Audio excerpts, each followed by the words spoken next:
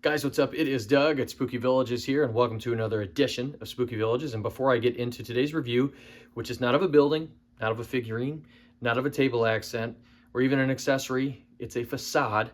Before we get into that, big thank you to everybody for, this is my 10K video, I suppose, because I just hit 10K subscribers, which, I don't really pay attention to that so much, but 10K does feel like a cool landmark. So thank you all so much for all the support over the years, for watching, commenting. I'm very happy to be friends with many of you folks out there, and yeah, just wanted to say thank you. It's cool, and that does it means something to me, and it's kind of special hitting 10K. So thank you guys very much. Now let's check out the box and the facade. Guys, here's the Haunted Estates facade. This is very old school. The facade last year was like this too, but we have an open face box. It has been a while since Lemax, really was doing these regularly for buildings. I know that actually the Dr. Stretch and Pull's Torture Factory that I have with the working guillotine, that one actually was open face like this too, with a gigantic box. But you can check this out here, what it looks like. I'm very excited to talk about this one. I love these facades. So let's get into it and get out of the box. Guys, here's a Haunted Estates. Check this out here. Of course, it is a facade, so look how narrow that this is, and look at the back of it here. So some important things with the back.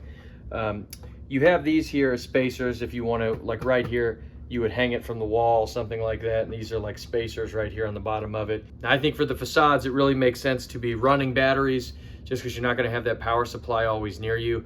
If you've got one, this does not come with a power supply, FYI, and I've seen a lot of discussion around that. So there's 2 points of view on that. One, I think for the price, it probably should come with this one, just because this is one that you're pushing over $150. As far as the retail goes, I got this 40% off as I got all my pieces, and a lot of people, it seems like this year, are getting them, that code that went on for a while at Michael's. But for that price, though, I understand why people want a power supply. Now let's talk about the actual facade here. I'll show you what it looks like a little bit in a moment. Man, there's so many cool details here. You kind of have a mix of both the real, scary, like haunted house with ghosts and monsters and stuff, mixed with that of the trick-or-treater, like a trick-or-treat village. Because really here, you've got this cute vampire here and this little wizard, mage, whatever you want to call it, who's trick-or-treating over here at this house. And over here, you've got a witch giving candy here too. It looks like a fireman and a little witch. So that part is very cool, and it looks traditional, like haunted house. But you actually have a lot of really spooky details here. When the lights go out, you can see like the ghosts up here, these bats. These actually will, the light pulses.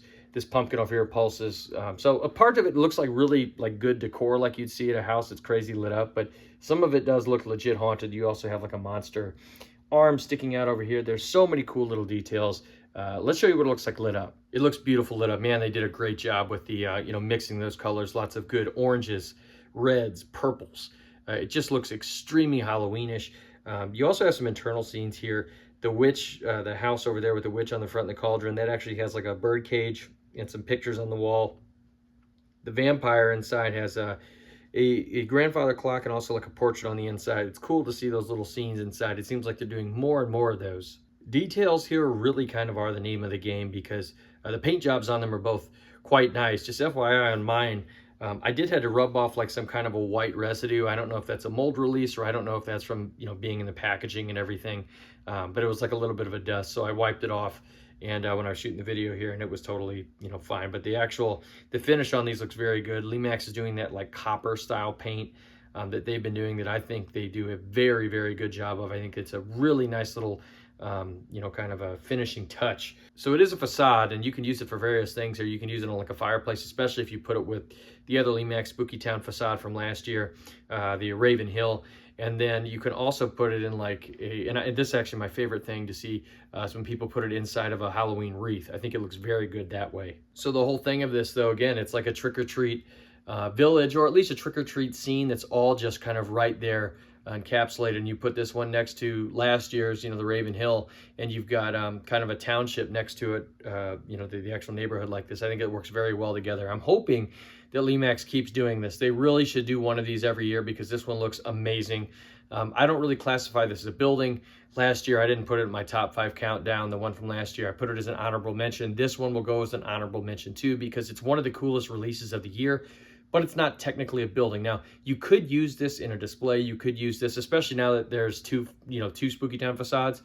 You could put this in the very back of your display to kind of, do play with some perspective, basically. But these houses don't have backs, so you'd want to put them in the back of a scene if that's what you're going to do, just because it would look kind of odd with him being flat up front. Great use of the colored LEDs, as I mentioned, but also the pulse lighting looks really good here.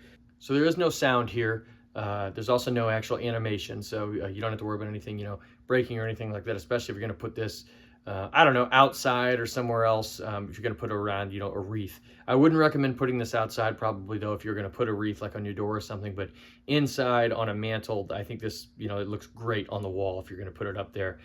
So what would you guys like to see here if Lemax keeps up with the facades? An obvious one they could do is that type of amusement park or carnival.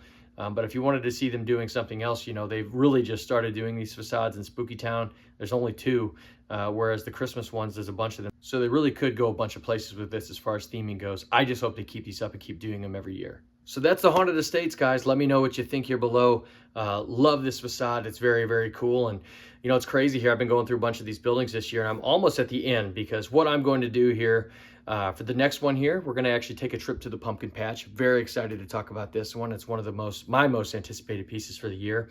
And then I believe we've got 2 more standard review videos after that. I've got 1 additional piece and then another one I'm going to talk about kind of a bunch of odds and ends from, the Michael stores. But right after that, I'm ready to get into actually building my display. I'll talk about my display in an upcoming video separately. I do intend to film pretty much all of the construction of it and do something, in regards to like a bigger video, a longer video on how I do that. It's going to be my first from scratch actual construction on a village that I've done, ever really. I've done some dioramas and some other things, but as far as like an actual village thing goes, this is going to be my first time in doing everything from scratch and doing the landscaping and all that. And I'm really looking forward to getting a hold of it. So only going to do, a couple more of the buildings here this year, and then I'm going to get to the construction of it. So I've got about a 48-inch width by around 20-ish inch depth table that I'm going to be doing it on. So I actually like how it's a little bit smaller, so it's plenty of room to work, but also it limits me a little bit.